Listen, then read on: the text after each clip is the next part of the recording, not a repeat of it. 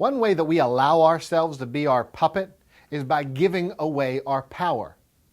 Imagine that I'm a superhero and I have my power source, and my power source is right here inside me.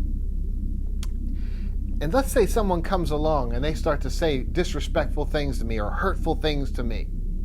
If someone's going to be disrespectful and hurtful or mean in some way, and if this was my power source, why in the world would I take my power source and hand it over to that person? That doesn't make a lot of sense, does it? In fact, if I'm in a tough situation and someone's attempting to take my power, if anything, I want to hold on to my power. I want to be in control of my power. But we do frequently. Someone says or does something we don't like our cartoon world. We imagine they were going to say it one way, but the real world is they say it another way, and we take our power and we hand it to somebody. Now, if our power was something physical or tangible that we could see and touch, I'm not sure we would be so quick in handing it away.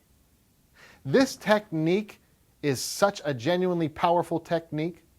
I was teaching it, and one time a guy came back into my group, and he said, I wouldn't be here this week if it wasn't for what you taught us about giving away our power a couple weeks ago. He said, I was outside my house, and I saw a guy who was in a rival gang of mine, and this guy stabbed me several years ago. And he said, I saw him, he was by himself, and I could have got him. So I went into my house, I went in my closet, I pulled out my gun, I cocked my gun. And as soon as I cocked my gun, he said, I saw your face, Doc. I'm not a big fan of people seeing my face when they're cocking a gun. But we laughed, and I said, go ahead, tell me what happened.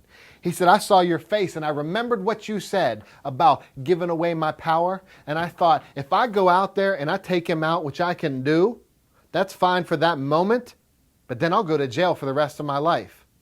And I like my freedom. I'm tired of being in prison. I want to be out.